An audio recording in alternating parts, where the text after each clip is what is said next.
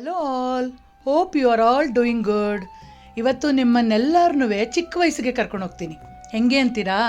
ಯಾರಿಗೆಲ್ಲ ನೆನಪಿದೆ ಗಾಡೀಲಿ ಉಪ್ಪನ್ನು ಹುರ್ಕೊಂಡು ಟನ್ ಟನ್ ಟನ್ ಟನ್ ಅಂತ ಸೌಂಡ್ ಮಾಡಿಕೊಂಡು ಕಡಲೆಕಾಯಿ ಮತ್ತು ಈ ಕಾರ್ನ್ಸು ಅದನ್ನೆಲ್ಲ ಫ್ರೈ ಮಾಡಿ ಅದಕ್ಕೆ ಈರುಳ್ಳಿ ನಿಂಬೆಹಣ್ಣು ಎಲ್ಲ ಹಾಕಿ ಕೊಡ್ತಾಯಿದ್ರು ಗೊತ್ತಾ?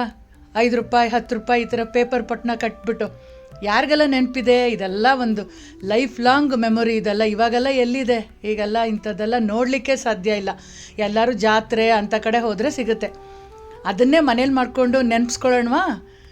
ನೋಡಿ, ಇಲ್ಲಿ ನಾನು ಅವಲಕ್ಕಿ, ಕಾರ್ನ್ಸು, ಕಡಲೆಕಾಯಿ, ಚೆನ್ನ ಮತ್ತು ಅಕ್ಕಿ ಎಲ್ಲನೂ ಸೇಮ್ ಅದೇ ಥರ ಉಪ್ಪಿನಲ್ಲಿ ಫ್ರೈ ಮಾಡಿ ಈರುಳ್ಳಿ ಎಲ್ಲ ಹಾಕಿ ಇವತ್ತು ಚಾಟ್ ಥರ ಮಾಡಿಕೊಡ್ತಾಯಿದ್ದೀನಿ. ತುಂಬ ಸುಲಭ ಮಾಡೋದು.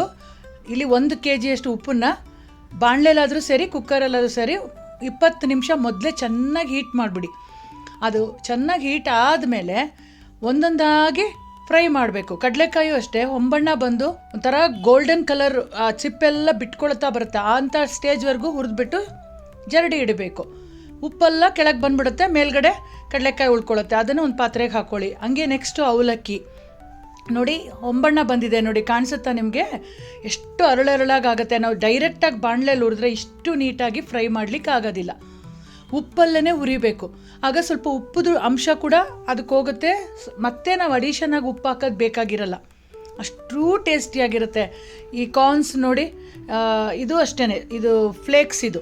ಇದನ್ನು ಫ್ರೈ ಮಾಡಿ ಹೊಂಬಣ್ಣ ಬಿಸ್ಕೆಟ್ ಥರ ಆಗುತ್ತೆ. ಆ ಕಲರ್ವರೆಗೂ ಫ್ರೈ ಮಾಡಬೇಕು. ಫ್ರೈ ಮಾಡೋದು ಮತ್ತು ಒಂದ್ರಿ ಆಡೋದು ಮತ್ತು ಉಪ್ಪು ಮಾಮೂಲಿ ಬಾಣಲೆಗೋ ಕುಕ್ಕರ್ಗೋ ನೀವು ಏನದ್ರಲ್ಲಿ ಉಡಿತಾ ಇರ್ತೀರೋ ಅದಕ್ಕೆ ಹಾಕೋದು.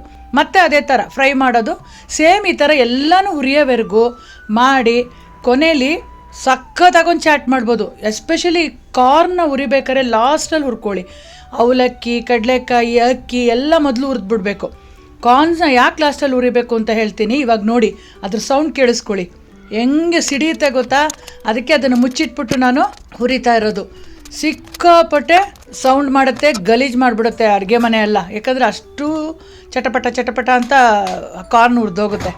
ನೋಡಿ, ಗೊತ್ತಾಗ್ತಾ ಇದೆಯಾ ಎಷ್ಟು ಚೆನ್ನಾಗಿದೆ ಅಂತ? ಅದನ್ನು ನೋಡೋಕ್ಕೆ ಚೆಂದ.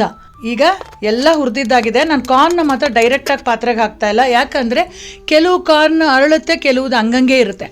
ಮತ್ತು ಕೆಲವು ತುಂಬ ಸಿದೋಗ್ಬಿಟ್ಟಿರುತ್ತೆ. ಉಪ್ಪು ಅಷ್ಟು ಶಾಖ ಅಲ್ವಾ?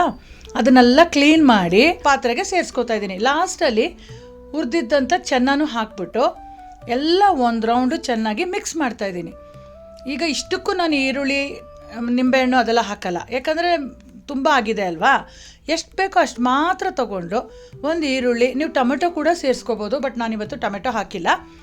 ಈರುಳ್ಳಿ ಮತ್ತು ಕೊತ್ತಂಬರಿ ಸೊಪ್ಪು, ಒಂಚೂರು ನಿಂಬೆಹಣ್ಣು ಹಾಕ್ಬಿಟ್ಟು ಚೆನ್ನಾಗಿ ಒಂದು ರೌಂಡ್ ಮಿಕ್ಸ್ ಮಾಡಿ ಲೈಟಾಗಿ ಚಾಟ್ ಮಸಾಲ ಹಾಕಬೇಕು. ತುಂಬ ಚೆನ್ನಾಗಿರುತ್ತೆ. ಮತ್ತು ಅಚ್ಕಾರದ ಪುಡಿ ಒಂದು ಚಿಟಿಕೆ ಹಾಕ್ಬಿಟ್ಟು ಎಲ್ಲ ಮಿಕ್ಸ್ ಮಾಡಿ ಈ ಥರ ಪೇಪರ್ ಕೋನ್ ಥರ ಮಾಡಿ ಹಾಕ್ಕೊಂಡು ಲಾಸ್ಟಲ್ಲಿ ಒಂಚೂರು ಕೊತ್ತಂಬರಿ ಸೊಪ್ಪು ಹಾಕ್ಕೊಂಡು ತಿಂತಾಯಿದ್ರೆ ಎಲ್ಲ ಹಳೇ ಮೆಮೊರೀಸ್ ಬಂತಾ ನಿಮಗೆ?